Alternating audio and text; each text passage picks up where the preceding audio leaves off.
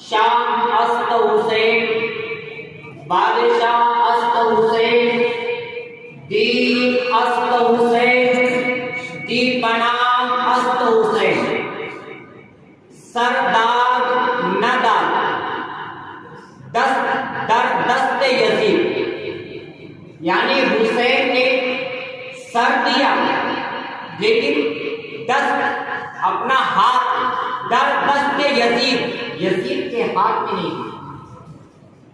سردار ندار دست در دست یزید، حقا کی بنائے لا الہ است حسین۔ سبحان اللہ۔ میرے پیارے آقا صلی اللہ تعالی علیہ وسلم کے پیارے دیوان، اللہ تبارک و تعالی قرآن مقدس میں ارشاد فرماتا ہے یا ایھا الذین آمنوا استعینوا، اے ایمان والو استعینوا مدد چاہو، مدد مانگو۔ یہاں پر یا ایھا الناس نہیں کہا، سارے لوگوں سے نہیں کہا، بلکہ صرف مومنوں کے طرف مخاطب ہو کر کہا ایمان والو۔ سمجھ رہے؟ اگر یا ایھا الناس کہتا تو سارے لوگ آ جاتے، لیکن اس نے سارے لوگوں کو نہیں کہا، ایمان والوں کی طرف مخاطب ہو کر کہا یا ایھا الذین آمنوا، اے ایمان والو استعینوا مدد چاہو، کس سے آگے کہا بالصبر والصلاۃ، دو چیزوں سے، کس سے؟ بالصبر، صبر سے، اور والصلاۃ، نماز سے۔ میں آپ سے پوچھنا چاہتا، اللہ تبارک و تعالیٰ کہہ رہا ہے اے ایمان والو مدد چاہو، مدد مانگو، کس سے؟ صبر سے اور نماز سے۔ یا رک کے صرف اتنا پوچھنا ہے کیا صبر اللہ ہے؟ کیا صبر اللہ ہے؟ کیا نماز اللہ ہے؟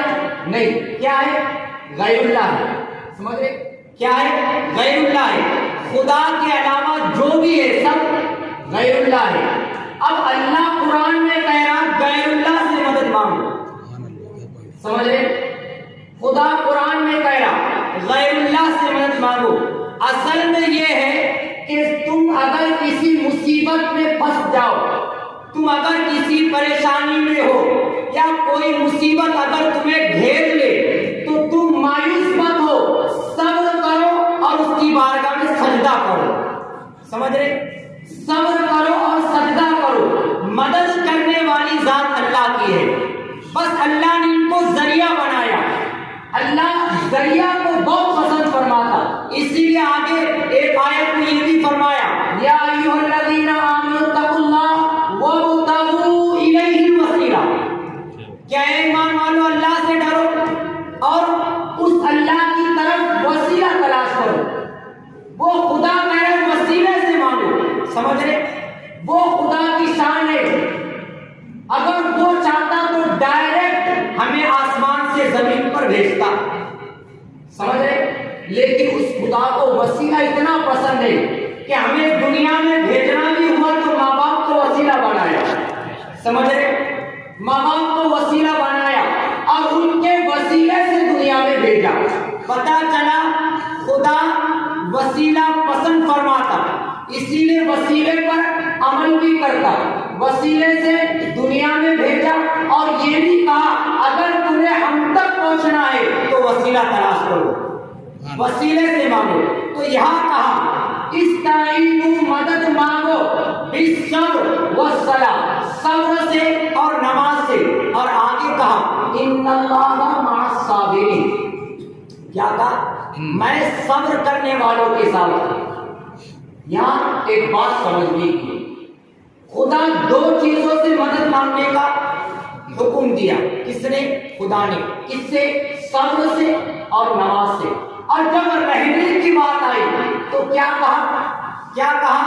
ان اللہ مع الصابرین، بے شک میں صبر کرنے والوں کے ساتھ ہوں۔ ایک بات سمجھنے کی ہے، جب دو سے مدد مانگنے کا حکم دیا تو رہنے کی بات دو کے ساتھ کیوں نہیں؟ سمجھ رہے؟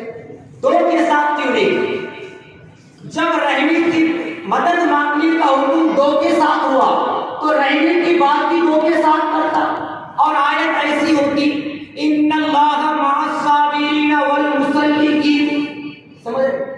ایسی آیت ہونی چاہیے تھی قرآن میں، لیکن خدا نے ایسا پورے قرآن پاک کھگا ڈالے۔ حافظ صاحب موجود ہے، حضرت موجود ہے، آپ پوری دنیا کے علماء سے پوچھ سکتے ہیں، پوری قرآن آپ کھگا ڈالے، کہیں پر بھی خدا نے یہ نہیں کہا کہ میں نماز پڑھنے والوں کے ساتھ ہوں۔ پورے قرآن میں خدا نے کہیں پر بھی نہیں کہا میں نماز پڑھنے والوں کے ساتھ ہوں۔ تو سوال یہ ہے، جب مدد مانگنے کا دو چیزوں سے حکم دیا تو رہنے کی بات بھی دو کے ساتھ کرتا کہ بے شک میں صبر کرنے والے اور نماز پڑھنے والوں کے ساتھ ہوں، لیکن نہیں کہا۔ کیا کہا؟ میں صرف صبر کرنے والوں کے ساتھ۔ پھر ایسا کیوں؟ اگر خدا، ہم اپنے خیال سے سوچیں خدا نے ایک کے ساتھ کیوں کہا؟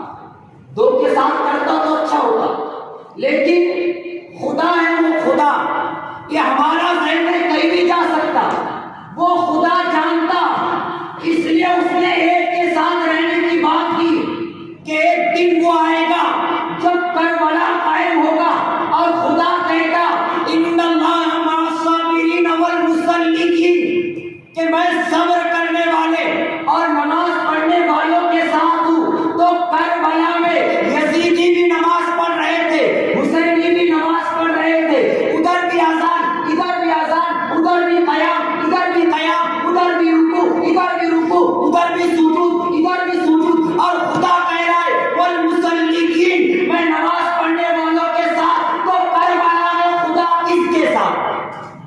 سمجھ رہے؟ سوال ہوتا کربلا میں خدا کس کے ساتھ؟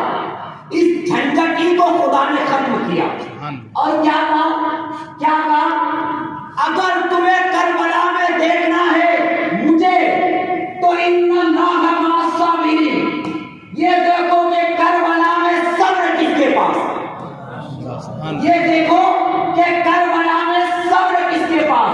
اب اگر کربلا پر نظر ڈالیں گے تو آپ کو پتا چلے گا 3 دن ہو گئے پانی سے روکا گیا لیکن صبر کیا، 3 دن ہو گئے کھانے سے روکا گیا لیکن صبر کیا، اور وہ محمد اپنے بھانجوں کو شہید کیا گیا لیکن صبر کیا، اپنے جوان بیٹے علی اکبر 18 سال کے شہید کیا گیا، صبر کیا، امام قاسم کو شہید کیا گیا، صبر کیا، عباس علم بردار کو شہید کیا گیا، صبر کیا۔ تو پتا چلا صبر جس کے ساتھ خدا اس کے ساتھ۔ یہ بات واضح ہو گئی۔ کربلا میں خدا کس کے ساتھ؟ بولیے کس کے ساتھ؟ دیکھیں تقریر میں اور بیان میں مزہ اسی وقت آتا ہے کہ کچھ مقرر کہے اور کچھ عوام کہے۔ بولیے کربلا میں خدا کس کے ساتھ؟